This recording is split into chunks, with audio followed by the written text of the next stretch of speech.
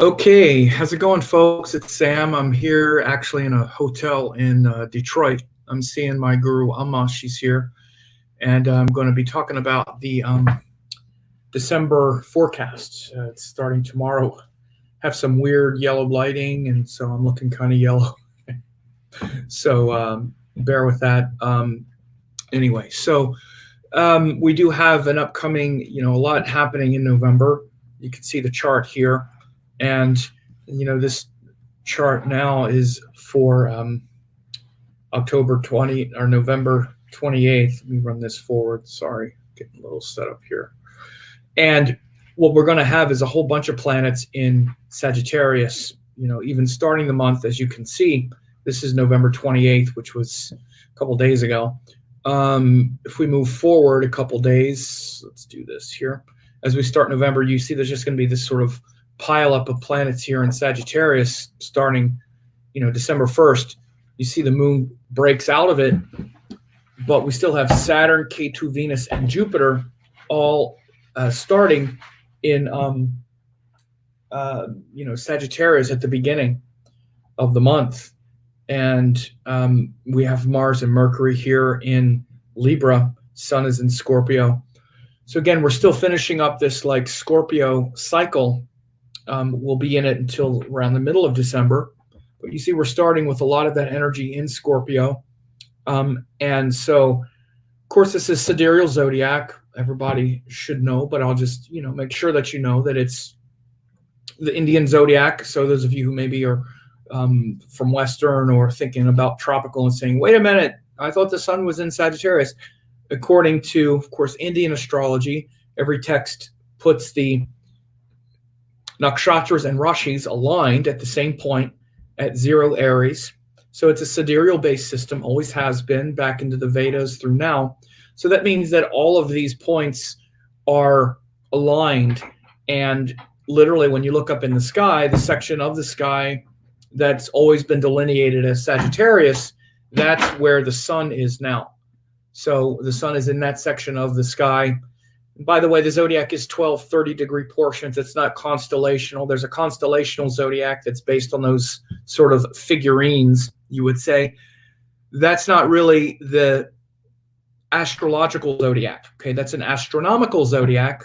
But the astrological zodiac, especially in India, is called the Nirayan chakra, which means the space without the solstice portion. And so there are actually portions of space, not it's not based on these sizes of constellations and all that stuff. So without getting into a lesson here, just to let you know, it's 12 30-degree portions that start on Ashwini nakshatra. That's where Aries begins, at Ashwini nakshatra, and then 30 degrees forward 12 times. So as we said, right now we have the sun is in this portion in 15 degrees. As we start the month, Mars and Mercury are here in Libra. And then we have this pileup of planets here in Sagittarius, right? And that Saturn, K2, Venus, Jupiter. And we'll just roll the month here forward a little bit so you get an idea. You watch the moon go around, but then you'll see some planets change. Mercury's going to move in there, Scorpio. You're going to see Venus move out. But you could just notice how for the first part of December, especially, there's still going to be all these planets in Sagittarius. So, of course, I'm going to interpret that in a minute. But as you look, they start in Moola nakshatra. At least we have Jupiter in Moola. But then we have 3 planets in Purva Ashada.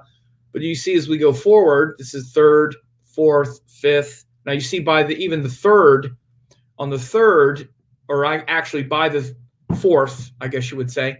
Let me get this time. Let me get the time. Right now, the time is set to 11:30 or something. So we'll get the time to be around the middle of the day, right? So, yeah. So this is on December 4th. So you see you see Mercury is right at the edge of Scorpio. So on the 4th, by the time we reach the 5th, Mercury is now going to also be in Scorpio, right? So Sun and Mercury will be in Scorpio. Sun is still only 19 degrees. Mercury's moving pretty fast. You see Mercury's moving almost, a little more than 1.5 degrees a day. See, he was 216 and then he's 340. It's almost a degree and a half. So, but you see, we still have all these planets in Sagittarius. This is by December 7th. There's still Purva Ashada and Moola. Going to see, Venus, Purva Ashada, Moola, all this up until like December 11th. Still the same. All these planets, Purva Ashada, Moola. Now we're going to see Venus go into Uttara Ashada and then in Capricorn. But then by the time that happens, Uttara Ashada, and then it goes into Capricorn, right? And then the next day, the sun goes into Sagittarius. So now we're back to another pileup of planets in Sagittarius. You notice Ketu is now also backing up. Ketu is also about to go into Moola, and then Mercury is going to go into Moola. We're just kind of giving you I'm just giving you a sort of overview of these planets in Sagittarius first, because this is going to be big, especially these nakshatras. And again, you want to understand something. Again, I'm just going to reaffirm it because, there are other ideas out there these days. But this is, again, when they fixed the zodiac at Aries and Ashwini, when they started the zodiac at Aries and Ashwini, that means that all of these nakshatras and rashis line up all the way around the zodiac. So these first degrees of Sagittarius is Moola nakshatra, and then the second 13 degree 20 portion is Purva Ashada, and then the last is Uttara Ashada. So the rashis and nakshatras are not separate. And again, this is not a controversial opinion at all. It's in all the texts, and 99.9% of Vedic astrologers do it this way because it very clearly is how the zodiac is aligned and is laid out. So you can see now the sun is in Moola, Jupiter's in Moola, and we're now in a lot of this Moola energy. But as we go forward, even 17th, 18th, now you see, Mercury is catching up. Mercury's catching up, and then we see this is still Purva Ashada, but now we're going to get Mercury is now also in Moola, Jupiter, Sun, Mercury in Moola, and this is where we have the solar eclipse. Look, December 25th. So, of course, in the United States and much of the Western world, that's called Christmas, and we celebrate Christmas as this on this solar eclipse. The same day that Mars is ingressing and moving into Scorpio. Right? Hooray, hooray. So all this energy, look at the planets in Moola. This eclipse is in Moola, Jupiter, Sun, Moon, Mercury in Moola. Again, Moola is about roots. It's about uprooting seeds that have been planted, pulling them up by the roots and planting new seeds. This is the real metaphor of Moola. This is why things tend to get ripped out by the roots. And there's literally even, it's related to the goddess Kali, who was the goddess of transformation and literally pulling things out by the roots. There's actually a very famous poem in the Devi Mahatmyam is what it's called. I believe it's part of Skanda Purana, a section called Devi Mahatmyam, where it's called the Chandipat. Chandi is the fierce form of Durga, or of the Divine Mother, that literally it says it tears the thoughts from our mind. It like rips the thoughts out of our mind. It's literally about ripping and tearing things apart. And this this is what Moola is about. It's about ripping and tearing things apart. And you're like, God, that sounds awful. But think about, in order for there to be real truth and real transformation, darkness and ignorance and destructive energy needs to be ripped out and uprooted and pulled out. So that's why there's so much of this now going on. There's so much darkness that we're aware of, but there's also the awareness that this darkness needs to be uprooted and pulled out, right? Both are there. And it doesn't mean that the darkness is a lot of fun. It's not fun to bear the darkness or to be, confused by the darkness. But the darkness shows where we need to, darkness gives a great contrast to the light. So there's so much darkness in this world now, especially with impure teachings and teachers. And again, and it's not because they're bad, and it's not because they're evil or whatever, just so much confusion. That this needs to be ripped out by at the root. at the root level, you think of weeds in a garden. And again, it's a great metaphor for this section of the sky, for the Moola section. And in order to grow flowers or plants or fruit that we would eat, we need to weed the garden. And the only way to weed the garden is to pull them out by the roots. Either get in there with a shovel and dig them out, or then get in there and pull out all of those roots and then till the garden. Only then can we plant seeds in that fertile soil in order to grow a plant.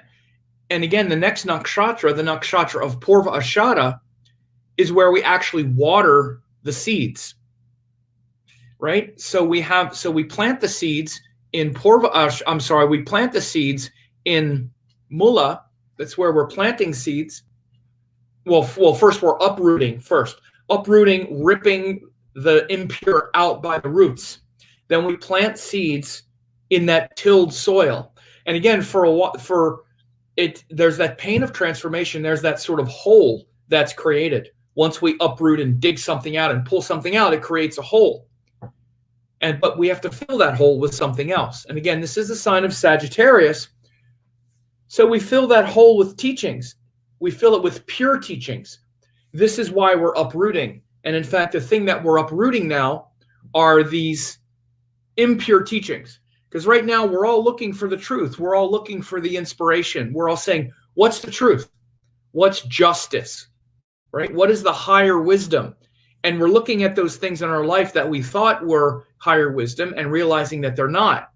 And so what we want to do is uproot those impure teachings and then plant those seeds of truth. So again, that's all related to the Moola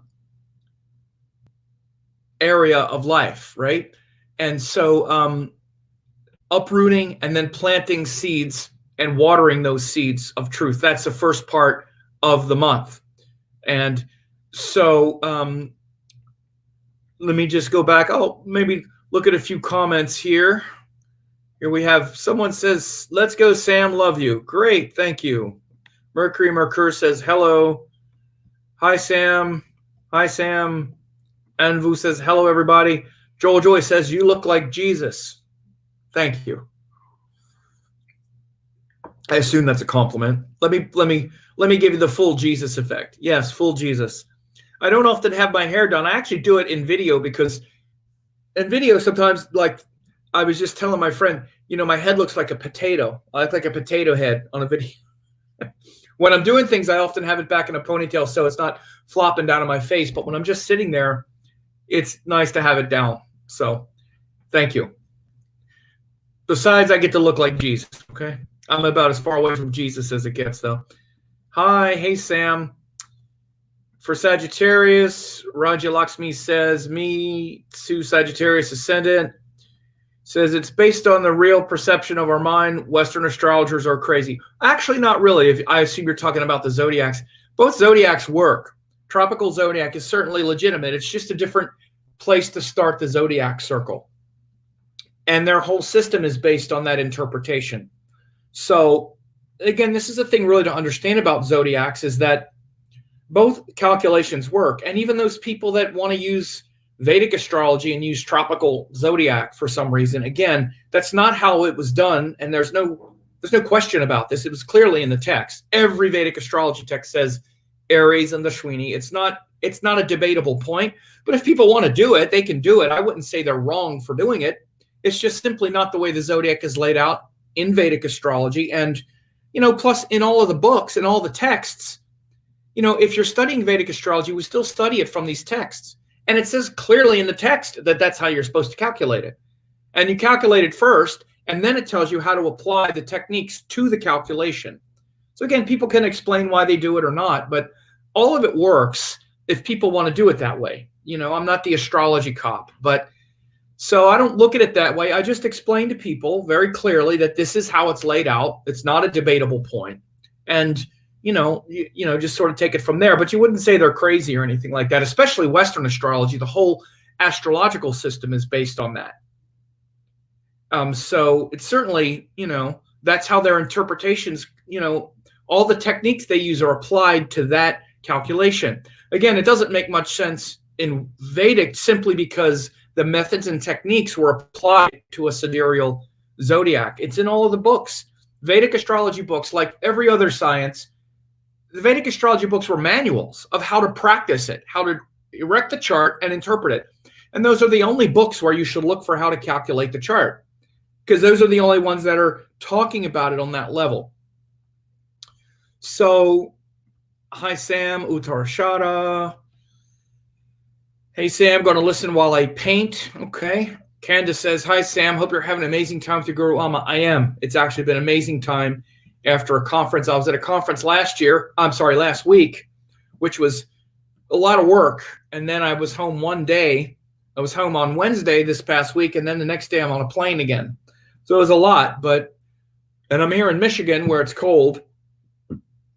So it takes a lot to get me out of my San Diego warm weather, swimming pool, tennis lifestyle. But Amma will certainly do it. So I got on a plane and flew here, and in the cold Michigan, looking across the bay, looking across the river at Canada. So anyway, and so Tim Barton says, howdy. Fab23 says, this eclipse pair will be conjunct my Rahu and Mars. It's all right. It's in my first house too. I got all these planets in Gemini, so I have it too. So people asked a few other questions. It says, plowing fields is related to Moola. Yeah, it certainly could be. Salone says, Sam the man. Okay. Melanie Finke says, I live in San Diego. Cool. So, yeah, so let's get back to the forecast here. So I'm glad people are here. And we have let me just go back to this chart. So we're here, I just kind of went through the end and just showed you the kind of alliance of planets here in Sagittarius. You can see how much energy is there. This eclipse, which will happen on Christmas, again, it's, the sun is being eclipsed at about 9 degrees, right in Moola. This is right on the plane of the galaxy as well, the galactic plane and also the galactic core, like the core of the galaxy. And it's literally called Moola, again, which is the root. But you want to also understand, this is what's called the Vishnu Nabi. There's a story about how Lord Brahma emerged from the navel of Lord Vishnu. And this is said to represent this section of the sky, this section of the zodiac, that galactic core. And as I said, it's also related to goddess Kali in Moola. But then opposite that, you see the Rahu is in the nakshatra of Ardra, which is the nakshatra of Shiva. So this is also that section of the sky where Shiva and Kali are in this sort of dance. You ever seen the picture of Shiva laying down underneath Kali, laying on the ground, right, while Kali is dancing? And there's this kind of duality, of course, between the masculine and the feminine, and the wild radical masculine, the wild transformational feminine energy of Kali, and the calm and eternal quality of Shiva, which is the unchanging sort of substratum of existence. Even when nothing is there, Shiva is there. And by the way, that's the quality of Shiva that's called Sadashiva, my spiritual name. But that Sadashiva is Sada means eternal.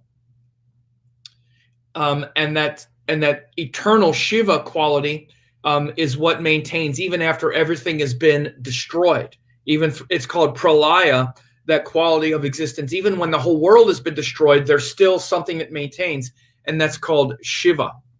We have Matteo, my good friend, saying, only through the light of the pure teachings we're able to bring conscious awareness to the shadows and darkness clouding our very existence. Absolutely. And again, it's these pure teachings that are related to Sagittarius. Now we have all those planets there, especially Jupiter now in Sagittarius, and we're uprooting the darkness of the impure teachings.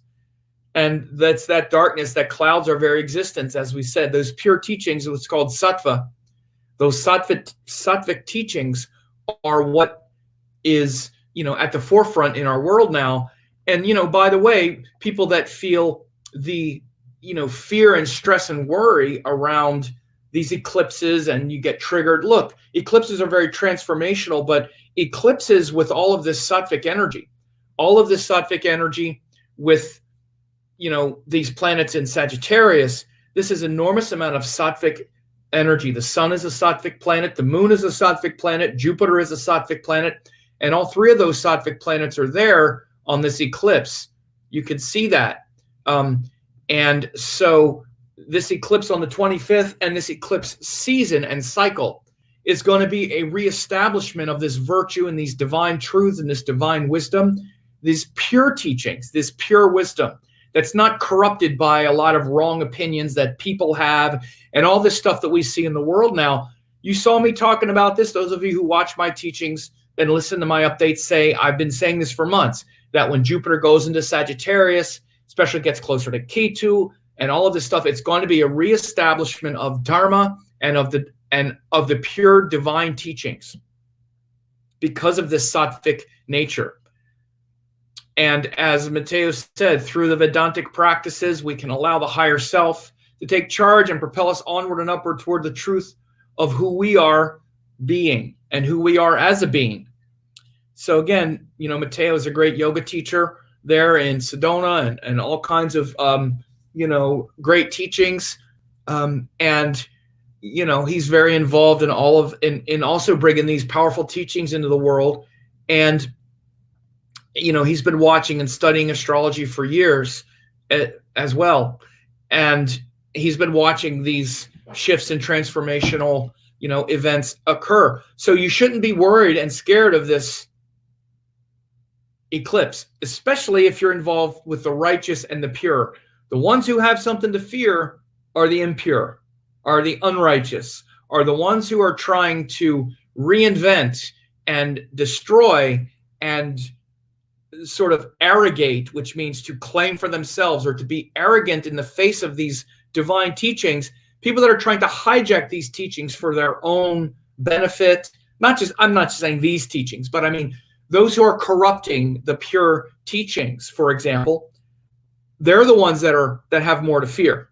They're the ones that should be quaking in their boots, because the pure teachings are getting planted now, right? And again, I'm talking, we could talk about this in the sense of just dharmic truth in the world, but also we see it as a sense of justice in the world. Look at what's happening even around the world, all the political upheavals that I've been talking about, all the political upheavals. This is really where this corruption is being called out. Now, again, it doesn't always mean that just because corruption is being called out, that those in power who are holding onto the power are going to give it up easily. But until we call out the truth, we don't even notice it. We don't even notice it's not there. So, of course, you might be seeing some of this in your own world as well, with those corrupt systems and those, false gurus and other kinds of things. You're really seeing the difference between the good, pure teaching. And again, it doesn't necessarily mean teachings that are corrupt or bad, but even the ones that are like, well, they're okay, but they're not, it's not that real pure thing.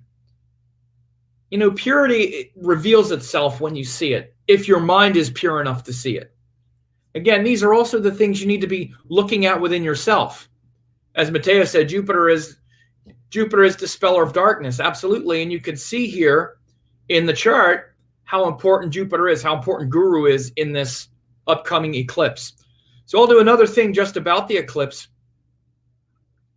as well.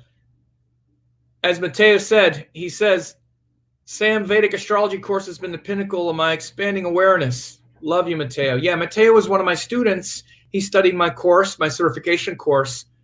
I just saw him also in Sedona at the conference. He's a great guy. And so it's great to see you here, Matteo. And he studied the course and definitely really took it to a higher level because, the way I've always taught and the way I've always worked is through these pure teachings. And so purity and impurity is a tricky thing, because especially in the West, we hear things like purity and we think that it's somehow a judgment.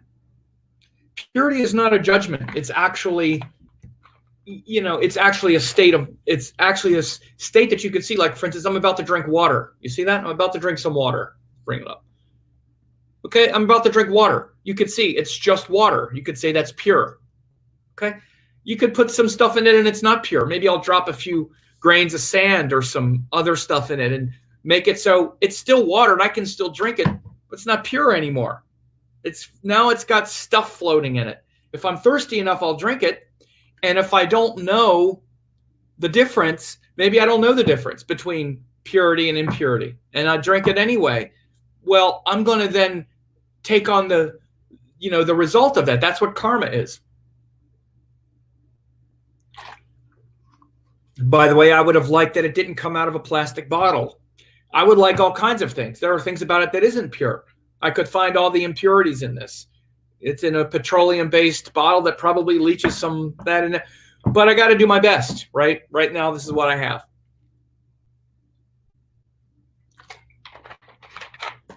So as MK says, truth is purity. And that's absolutely the case. Fab23 said, maybe this is why I become interested in sidereal astrology. It seems more pure to see the planets as they are in the sky. That's absolutely true. To talk about the sidereal, look, I'm doing a lot of teachings here and a lot more lately because I'm finishing a book. But one of the things that I'm doing, even as it relates to the zodiacs, which is very important, is I'm uncoupling it from these Western terms. I just taught at the conference in Sedona last week, and one of the main things that I'm doing is saying, we got to stop talking about these terms sidereal and tropical. These are Western concepts. And I'm not saying there's anything wrong with the Western concepts. They pretty much describe sort of the same thing, but they also create a lot of illusion because sidereal means from the stars.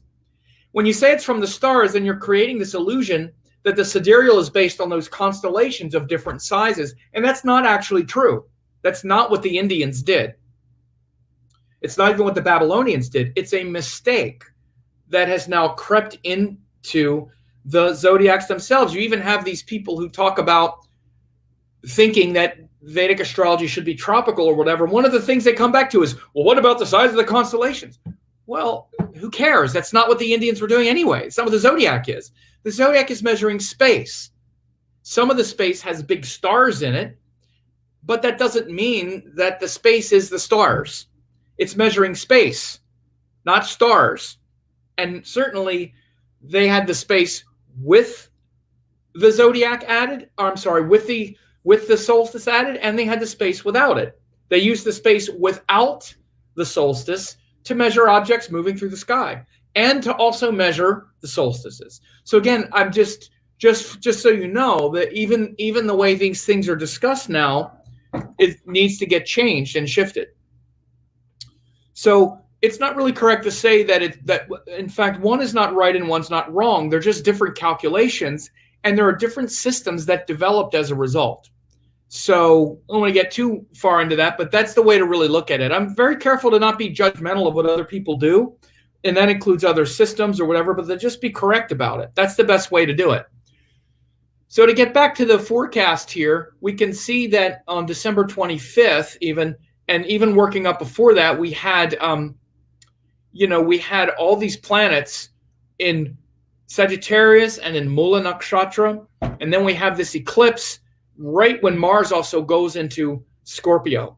And so again, that's also very telling, is that even the day we have the solar eclipse in Moola, Mars goes into Scorpio. So now Mars is going to be powerful for the next month to 6 weeks as well, just having gone into Scorpio here.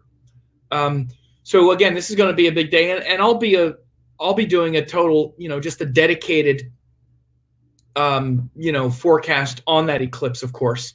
But then you see the rest of the month, then the moon, then Moon and Venus join. Something else that's a big feature of a December also is that Venus is going to move.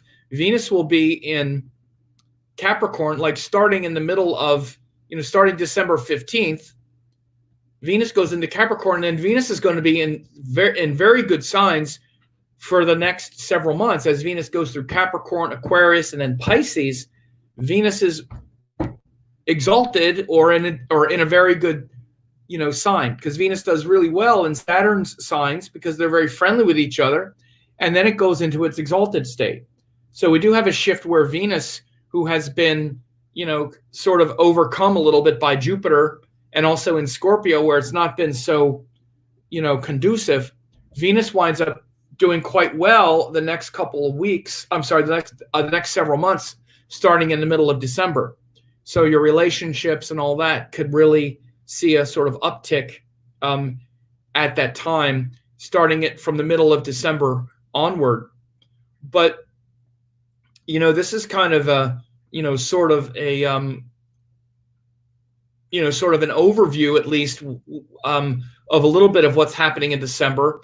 And I'll go back, and look here. December 11th is when we also have a full moon in Taurus. So December 11th is the opposition to the recent new moon in Scorpio that just happened a few days ago. I did an update on that. So again, as you know, these lunation cycles, we have a new moon where sun and moon come together. They start a cycle, and then we have the full moon 2 weeks later. So we have that full moon in Taurus, December 11th, to bring this opposition to the new moon that was in Scorpio. So again, around that time, as the moon is in Taurus, December 10th and 11th especially, you'll feel that stability of the Scorpio, or you'll feel the stability of Taurus to come bring a point of contrast to the restlessness of the Scorpio cycle. And again, we're in that restless Scorpio cycle right now, because the sun and moon came together a few days ago on the 28th or whatever it was, 26th or something. I don't remember what it was now. And I think we're in the fourth Tithi now. And so we're feeling that Scorpio cycle for 30 days starting on that new moon. And so again, that means that we're, for the next 30 days that started, let me go back 2 weeks and see exactly what the day was. Yeah, it started on the 26th was the day. One day would have been the 26th. Yeah. So on November 26th, we started this, and then you see the sun and moon are together, then the moon goes around.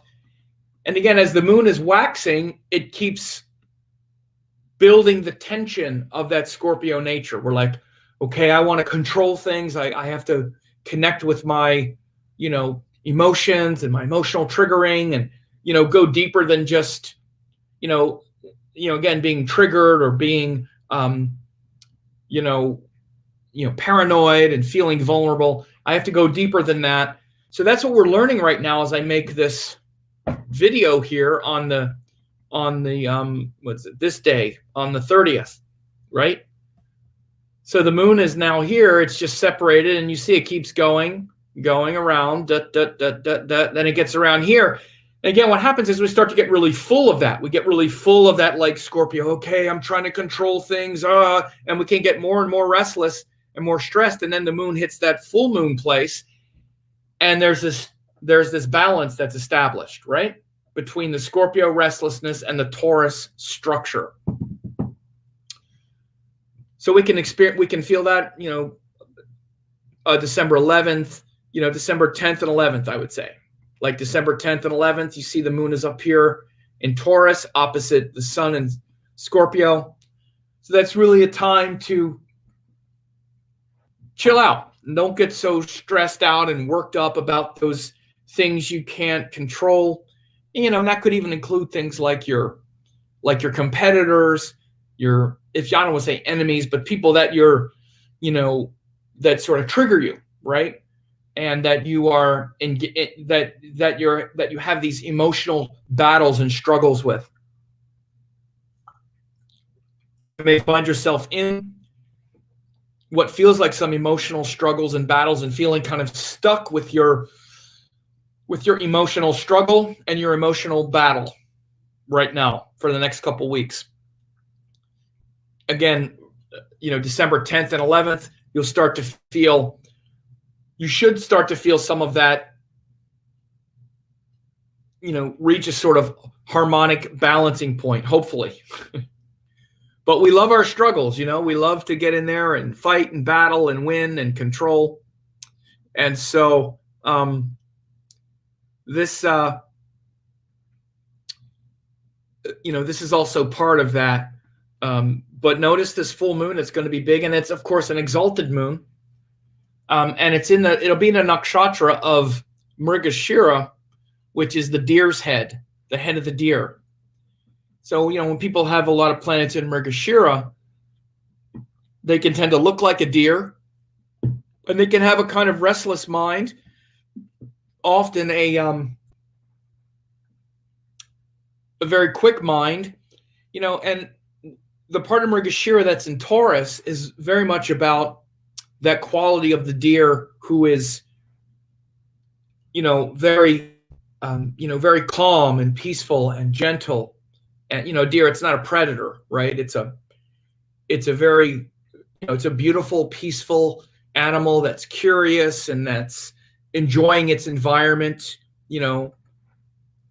tasting and sniffing and looking around. Deer are very curious animals. It's funny. I have very interesting karma with deer because I have 3 planets in Mrigashira. They're all in Gemini. But when, deer, they're pretty scared of people. And I have the experience of, especially when I've been around deer, they really trust me. Like they'll come up to me. They'll come up pretty close. I have this experience one time of sitting in the middle of about, 30 or 40 deer surrounding me. It was actually at Amma's ashram in San Ramon in Northern California. And there was a whole bunch of deer one night sitting outside. And I walked out and I saw it was sort of dark out and I couldn't see all of them, but I could tell there was several deer that were sort of out there kind of, looking around. And I just decided to sit down. I just sat down on the ground. And before you knew it, there were like 30 or 40 deer kind of surrounding me. They were just curious. They were trying to get any food or anything. They were just like, what's this person doing? And they came up pretty close within about, 2 or 3 feet. Some of them came up really close and were just very curious about what I was doing. And usually they won't get anywhere near people. They're pretty scared. But it was also weird because they're a wild animal. You could tell they're a powerful animal. I mean, you wouldn't want to mess with a deer if they were, especially a buck. I had a buck run at me one time, and I thought the thing was going to charge into me. He had big horns too, and he was running right at me. And then at the last minute, they sort of leap. When they run, they don't run like a horse. They don't gallop. They leap. They sort of jump. It's a sort of galloping, jumping. And this buck came jumping down this path, and I froze because I didn't know where he was going to go. He was coming right at me. And at the last minute, instead of jumping into me, he jumped off the path, but literally, like, his next leap would have been right into me. And instead, he jumped away, but that was a lot of energy coming at you. They're a big, wild animal. So I say this because deer are, they're very powerful animals. They're also, just because they're not predators doesn't mean they're not also a wild animal that are fast and powerful. So this is a way to understand also, and it's an interesting theme. And I talk about this all the time now, but this is also how you can understand the zodiac in this regard, because again, one of the things about this is a total sidereal zodiac specific thing, that the nakshatras exist in between 2 signs. So if you want to see the nature of how one sign is related to the other, literally like what they really have in common, you can look at the nakshatra that bridges the 2 signs. So the thing that Taurus and Gemini have in common is this quality of Mrigashira, this gentle animal, this beautiful, gentle animal that's also very restless and running and pretty powerful and curious, which is Gemini. So you can see that amazing that amazing connection between Taurus and Gemini in the nakshatra of Mrigashira, which is a deer. So again, a Taurus is a bull. So it's not a bull, it's a deer, but a deer is a faster, more curious kind of wild animal, not like a cow, which is a domestic animal. And it shows that quality of Gemini, which is kind of wild and curious and fast. So a deer is kind of right in between the two. You can look on my YouTube channel. I have a series where I talk about how each of the nakshatras have a quality of each of the signs, especially those ones that bridge two signs. It's really fascinating. There are 9 nakshatras that do that. So this full moon in Mrigashira on December 11th is going to be a really powerful time. You see it says Rohini here. I'll put up the hours, get it correct. You see the sun, the way you figure this out is you just take the exact degrees. Sun is 25. So you'll see this change at 23. Yeah. Oh, next one. Oh.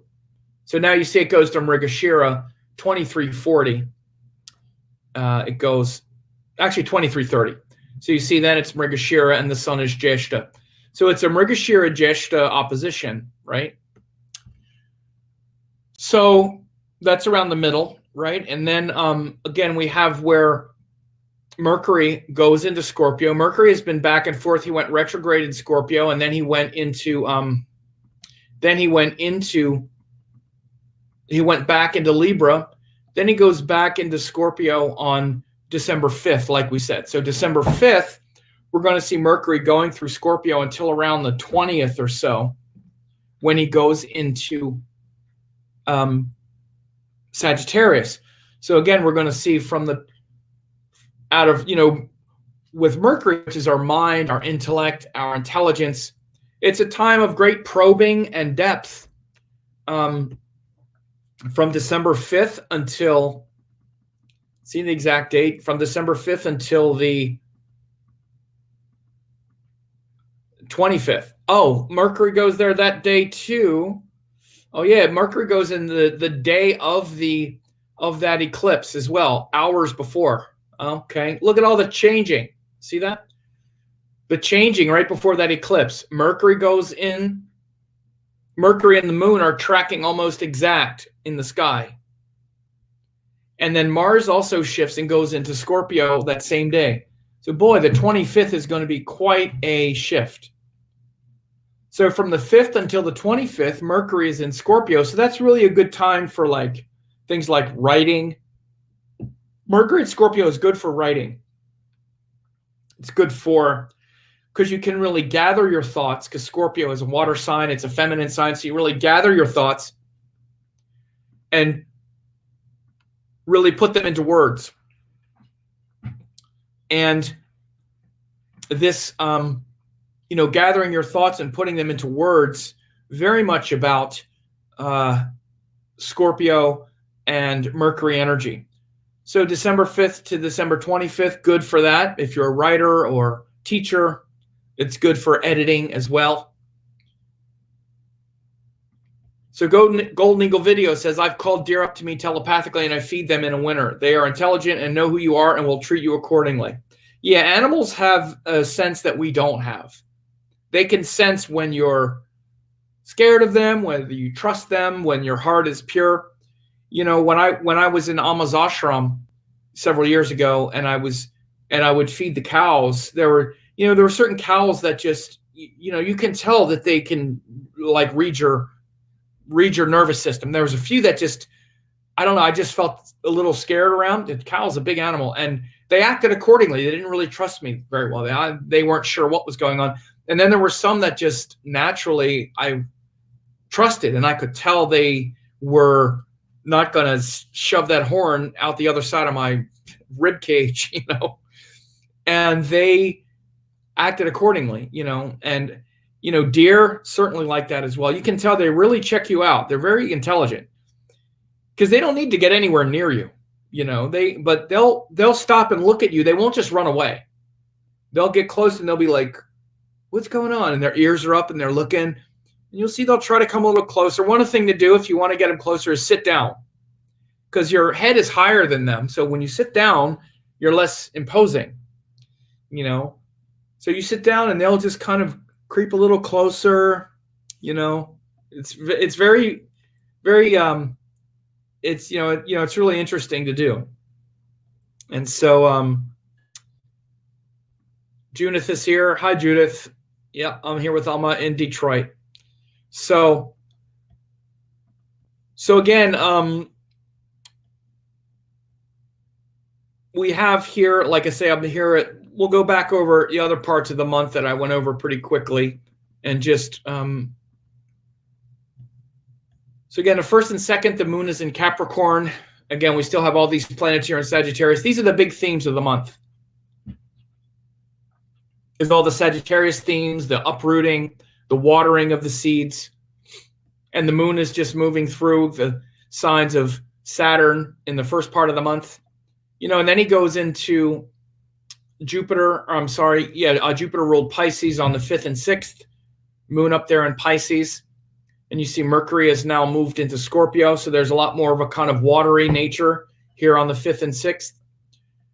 And of course, we also have all those planets in Purva Ashada at that time. So there's a lot of watery devotional quality and possibility there on the 5th and 6th. Notice that sort of devotional nature that you have. 5th, 6th, and 7th. Yeah. And then on the 8th, the moon goes into Aries. It's there for a couple days. The 8th and 9th, as we said, it's Aries. It's opposite Mars, especially on December 9th.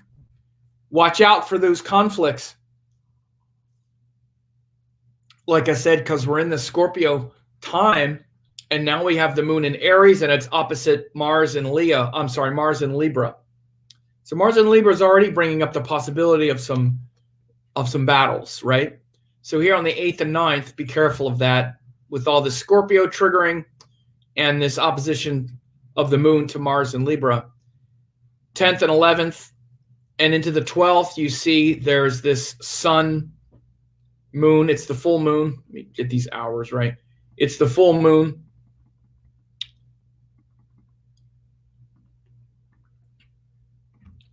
And then on the 12th and 13th,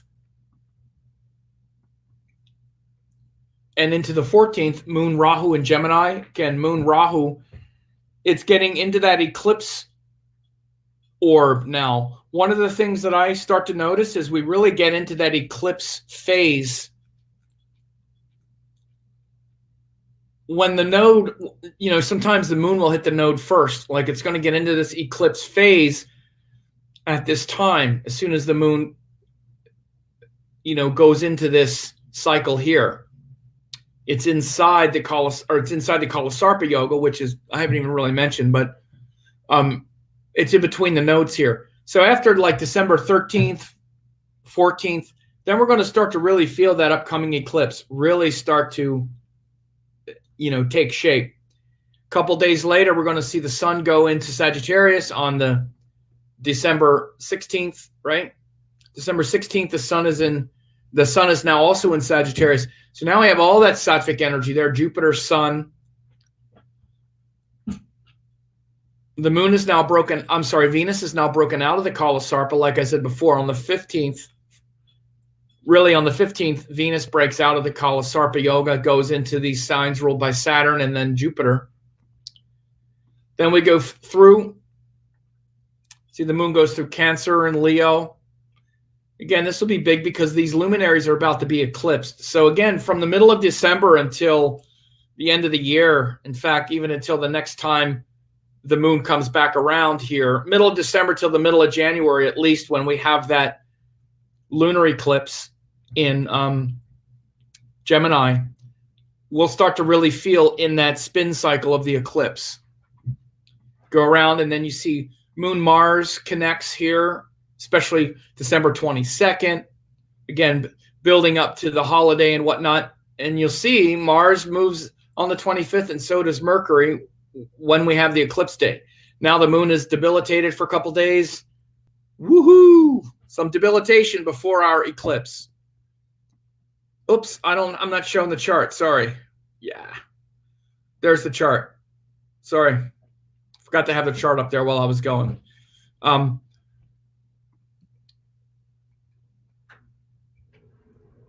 So yeah, just to go back here, this is like the 20th, the moon is here, and then 21st, 22nd, moon has joined Mars in Libra. Then it becomes debilitated on the 23rd, 24th. Then 25th, it shifts. We have that eclipse. Mercury goes into Sagittarius and Mars goes into Scorpio. A lot of energy changing. 26th, it's still there. Now it goes into Purvashada, very close to Saturn. Again, you see all the sattvic energy. Like I said, the 3 sattvic planets are there in the sattvic sign getting eclipsed. So those people who are ruining sacred teachings and instead running their mouth about things that aren't sacred, for example, they're the ones that are going to start to really feel the problems of that. Not just about sacred teachings, but about any kind of justice and things that aren't pure, things that aren't correct, and things that instead are full of arrogance and full of, ego, all that stuff, all that impurity that has crept into sacred traditions or even political institutions. All that stuff is just getting more and more revealed and beaten back. I said when Rahu went into Gemini, I said it was going to be a time where the truth was going to be revealed. It's going to come out. And of course, Saturn Ketu brought more pressure on it. But then, as I said, Jupiter going into Sagittarius is really bringing out the higher teachings, the higher wisdom. And we're able to really see the difference between, okay, this is good. And it's inspiring and uplifting and whatever. And there's some good in it. But this is the real pure thing. But this thing is the real pure teaching. Especially in our teachings, we see it. Spiritual people and spiritual traditions, it's like, no, this is the real thing. And as someone said, tyrants and criminals and again, even those that are doing these kinds of things with sacred traditions, there's so much corruption in these teachings, and the yoga and the Jyotish and Ayurveda and other kinds of things, where there's so much of this, people. Again, it's not always because they mean to do it. It's not like, again, when I even say this, I'm not trying to be nasty or want to see people suffer or whatever. What I'm saying is that students and those who should be noticing and recognizing the difference between these good teachings and the corrupt teachings will start to see it. We're all starting to see that truth revealed now a lot more easily, and seeing beyond our, well, who knows? Could be that, could be that. This is one of the biggest problems with the world right now, what I call this false equivalence, this equivocation. We see it all the time. This is one of the problems with the media and with the news. When I hear this idea that the news is all left-wing bias and all this, I got to laugh, because the news is the problem isn't that there's a bias toward the left or the right or whatever. The problem is there's a bias towards equivocation and calling everything even, everything equal. They never come out and say, this person is lying, this is wrong, this isn't true. Everything is equivocation. For example, someone could say, I'll just use the example of, let's just say any person, like a politician. Politician comes out and says something that's completely wrong. Let's say he would come out and say something like, well, I think 2 + 2 = 5. Then you would have a panel on the news debating whether or not they say, well, we all know 2 + 2 = 4, but this politician said it equals 5. So what do you think? Let's debate it. As if we don't know the truth, as if we didn't just see the person make a mistake and either lie or be so uninformed that they don't know what's going on. Now, that's a blatant example, but in other more subtle examples, it's nothing but equivocation. Everything is, well, we got to be fair and balanced and call everything even, got to call everything even. And by the end of it, nobody knows what's real anymore. And it didn't used to be like that, by the way. The Golden Eagle video says Trump logic, right? Like, well, we'll sit there and watch him, for example, say something. We'll hear him say it. We'll see him say it. And then he denies he ever said it. And then you have a panel of people debating whether or not he actually said it, or, well, he says he didn't say it. So what do you think? And then by the end of it, it's just like it turns into, well, you're just saying that because you don't like him. And then you're having that argument. And again, it's just, it gets so far away from what's true. This is the biggest problem that I have seen in the last several years, is this constant equivocation. Everything is just an equivocation. And it makes people go, well, who knows? I can't tell what's real anymore. Even something blatant that happens with, let alone something that's subtle. So even, with the blatant things, we can eventually go like, that's a lot, that's a lot of BS. Of course, he's not telling the truth. But with things that are subtle, the truth is never called out. And by the way, people get mad at me for calling out the truth, calling out like the truth of what's in the text about zodiacs and stuff like that. People get mad at me all the time. Like, it's just crazy. It's like they get mad at me because I'm saying what's actually there. Look, you don't have to believe it and you don't have to do it. But that doesn't mean I'm not going to say it. And if me saying it like upsets you so much, what is your problem? It's the truth. It's what's in the text. I'm not making it up. It's a fact. But again, even facts are now debated. Well, I don't believe in those facts. I have alternative facts. We even have that term. And I have opinions about the facts. And I believe my opinions about the facts more than the facts. And I believe these other people's opinions about the facts more than the facts. Again, it's just like, and it all looks the same. People are like, well, I don't know. Now I can't figure anything out. Because you have actual facts, but then you have people who have opinions about facts. Well, you say 2 + 2 = 4, but my opinion is maybe it could, but then blah, blah, blah. So now let me make up a bunch of theories about the facts and make that a fact. Now the fact is my theories about the facts. Anyway, so these are the kinds of things that have been really lost. And I said even with Rahu going into Gemini in general, we were going to start to really see, first I would say get a kind of flood of data, you might say. But eventually we would start to really see through and get good information. Now we're really seeing it with Jupiter going into Sagittarius. As Candace said, all that energy in Sagittarius will reveal the truth and our understanding about it, at least for those who are going to see it. And I have no illusions that there's some people that don't want to see the truth. And they want to make up their own truth. And they want to believe something else. Often not because it's true, but because they want to believe something. And again, one of the biggest things we have now, one of the biggest problems is something like media, where they don't want to believe the truth, because sometimes the truth is also harder, because the truth requires that you study. And the truth requires that you focus your mind. And it's much easier to focus on, let's say, some personality who's saying a bunch of stuff that's funny and it's entertaining, and they have the courage to say whatever they want. And so you like them. I like them. So then it's a whole different thing. Well, I don't really know what's true, but I like them. I like the way this guy gets up there and fights with everybody. I like that. So I'll believe that. And so they wind up believing the thing they like, quote, believing. But again, it has nothing to do actually with fact. So again, these are the kinds of things that have substituted for actual truth these days. Because again, there are people who don't want to believe the truth, and that's fine too. They don't have to. They can do what they want. And again, we all have to just also make peace with it. Make peace and see what's really going on. What's really going on is those who are really serious about certain things. There's some things you can't change. But those who are really serious, like let's say about a certain kind of teaching or whatever, those people that are really serious and who really want to know the truth are going to see it. And they will be able to go, okay, that's the best you can hope. The best you can really hope. And these moments, the next few months, and Jupiter going through Sagittarius are going to be times when those who really want to see the truth will be able to see it. The truth will rise. Again, we're seeing it in the news. We're definitely seeing it in a lot of teachings and a lot of communities. I use astrology as an example, but there's a lot of them. And we're seeing that all around. We're seeing that with social issues and seeing deeper than them and whatnot.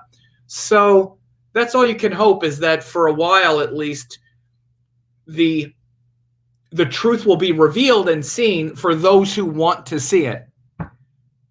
Those who don't, they're just prefer to be entertained.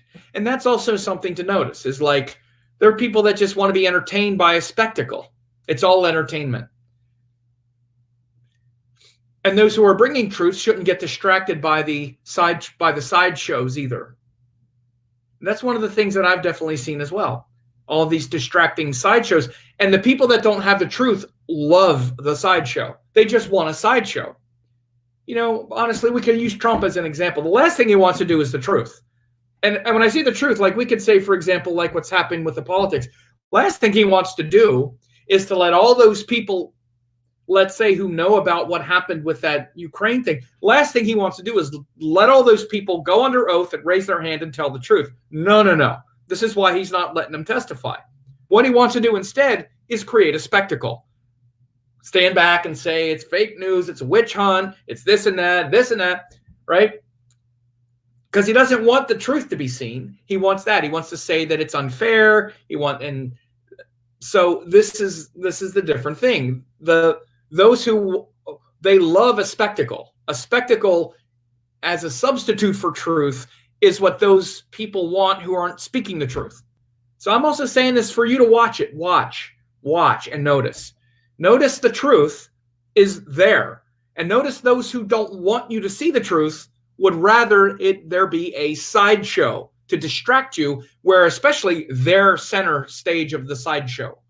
Calling people out, saying this, outrage, accusing, oh, I'm this, and a spectacle. They want a spectacle to distract from the truth, right?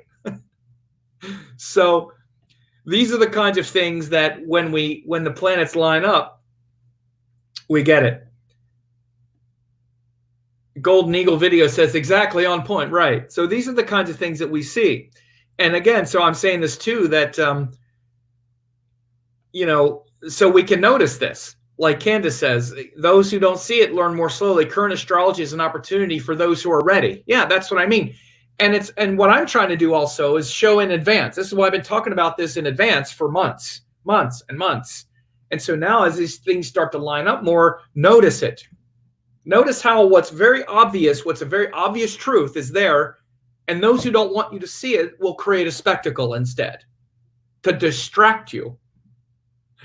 Because the last thing I'll say about this is those who aren't speaking the truth are usually not even trying to prove their point. All they're trying to do is muddy up the truth so that you can't tell what's happening now. It's called propaganda. Propaganda is not trying to be true. It's trying to be confusing. Propagandists want to confuse you, not educate you. They want you to be confused about the truth. If they can muddy up the truth and slime the truth, they win. The truth doesn't win, they win. That's all they need to do is confuse you, not educate you. Those who want you to know, who have that sattvic intention to educate, to show you that pure sattvic intention, they actually want you to see the truth. Even if the truth contradicts part of what they say, they want you to see it.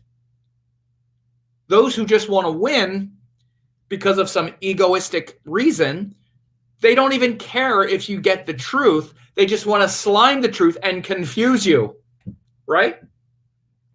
That's what propaganda is. And it is literally a technique. This is old propaganda. They just want to, if they can confuse you, they win.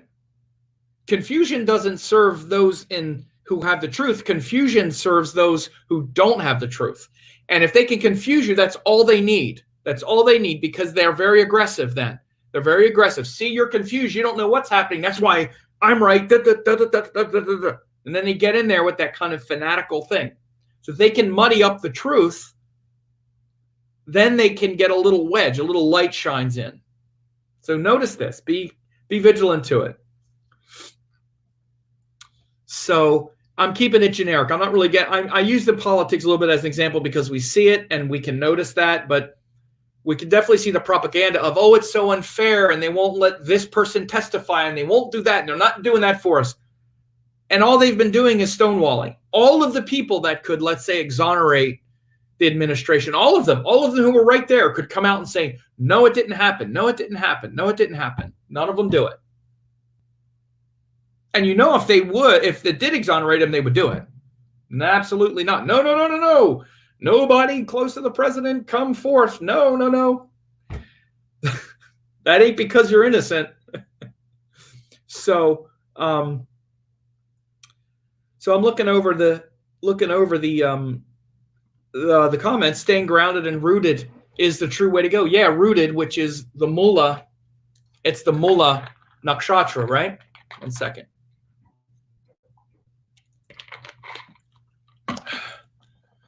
Here we go. Saturn, Lord of the Rings, will always see the truth. Saturn, Lord of the Rings. Awesome. Those who go higher during this opportunity will then gradually uplift those who learn slowly. It certainly can be. All of you have to be that light. You know, when I say these things this way, I'm saying it because, you know, it's up to all of you to be that light as well. It's up to you to be that light for others. This is what Jyotish is, the light, right? And so this Jyotish Vidya, Jyotir Vidya, this knowledge of light is what Jyotish gives us. And so,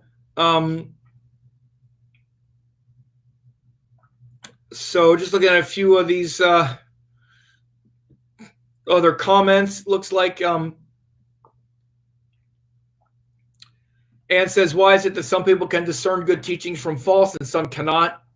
What's the cause of that? The deeper karmic sense might be the result of dishonesty in the past. Well, whatever it is, this is just their challenge. Yeah. I don't know if it's dishonesty, but it's definitely, they're here to, you know, when Jupiter is difficult, it's just about the subtle highest vibration of that energy. Jupiter or ninth house things. And it's sad when people don't recognize a good teaching. But when we see these kind of transits, when we see this kind of transit of Jupiter through Sagittarius, again, the thing that I'm talking about and the thing that I'm pulling on here is that this transit, relative to anyone's capacity to really understand and see the light and recognize the truth, this is going to be a time when everybody will have a better opportunity to recognize the truth, because this is a transit that's universal. This is happening for all of us. This isn't in someone's natal chart. So, for example, those who naturally recognize the truth and feel it more easily, you know, you can see in their chart why. And that's just a tendency. That's just a quality of their nature, quality of their being. But everyone has some capacity to understand the truth in a higher sense. And when Jupiter goes through Sagittarius, everyone's capacity during that time is going to be more finely tuned. And so, you know, the karmic difficulty with all the planets, you know, just has to do with that lower vibration. And probably in the past, what happened is you might say, even exploited others based on teachings. So now they have to be exploited. And it's very sad. I don't say any of this stuff with any glee or joy, because, you know, Jupiter problems are very deep, because we're all looking for an answer. We're all looking for a sense of hope and meaning and purpose. And we all think at any given time that we found it. We all have some philosophy and some answer that we found at a given time. Think of the things that you thought were the meaning of life and that you thought were the answer even 10 years ago. I bet it's very different than it was now. You look back on what was giving your life meaning and purpose and hope 10 years ago, it was probably very different than what it is now. And it might have been something very low vibration, and you were suffering as a result relative to that vibration, right? Think about when you were growing up and where you didn't really have you hadn't really figured out your own way yet. And the belief system and the beliefs that you had were just inherited from your parents or whatever. Again, some of that might have been fine, but there was a time when there was some suffering around that because you didn't really understand it, and you had to strive to find your own meaning and find your own purpose. That's really what Jupiter is. And we do that by some kind of principles and philosophies and some kind of teachings. And it's a real crisis of the soul when people don't recognize a good teacher or good teachings, and they can easily be manipulated, coerced, sidetracked, diverted. even meant to, even initiated and indoctrinated into teachings of hate. Again, I use the example, but things like white supremacy and KKK and all that kind of, those are also teachings. Those are Jupiterian. Look at all the dark teachings in the world now. Look at all of this. Look at all of the things people believe. You don't think that brings immense suffering into a person's heart and into their life when their whole life, the meaning and purpose of their life is to hate people, to hate a group of people or something like that? It's a horrible place to be in for your soul. So, again, hope that those people that are following hateful ideologies and things like that will now find something more inspiring. And again, Jupiter going through Sagittarius and all this is showing that this is really a time when some of these great and pure messages can get through to them, because they're also looking for the truth. They're looking for the purity. Don't think that just because people have been indoctrinated into these hateful ideologies at moments when they were vulnerable, that doesn't mean that that's who they are. That's not who they are. They're a soul who is trying to do their best, just like every soul that is trying to do its best. And this is what astrology teaches us, that we need compassion and understanding for those who are stuck and diverted by very bad teachings. All of us knows people who are just in these hateful ideologies and how sad it is. And we want to try to help them. Again, there's only so much you can do, but you can see the suffering. It's its own, ignorance is its own karma. And we should also even understand that karma is nothing but ignorance, negative karma. There's nothing external punishing us. Karma is not, well, you're going to be punished. God's going to punish you. Punishment is its own punishment. Ignorance is its own punishment, I should say. Our ignorance punishes us more than any God could ever do it. And God would never punish us. God is the all-benevolent force. It's our ego and its ignorance that is the punishment. The limitation itself is the punishment. To be constantly searching and lost and believing in something maybe that's dark or hateful, or even just the materialistic, okay, I'm alive, I'm trying to get a lot of money, and like, it's sad, whatever it is. So anyway, I hope this was interesting to see the calendar for December 2020, and how we can, how you can be hopefully a little more prepared for what's coming your way. And I'm going to get back. We're on a break here from the retreat, and so I'm going to get ready for the Devi Bhava tonight, which is Amma dresses up as the goddess, and we stay up all night, and she hugs people with in this beautiful bhava that's called Devi Bhava, which is the bhava of the goddess. So that's a beautiful experience, and then I'll go back home. So I hope you are having a great holiday, and I will, one more thing here. Let me just see. One thing here. I have it here? Yeah. That's okay. Well, I'll just do it another time. Sorry, never mind. I was going to put a link to some recent classes that I just did, but I'll do that a little later. But anyway, so you all have a good day, and thanks for spending this time with me, and share this video with others if you think it will be helpful. You take care.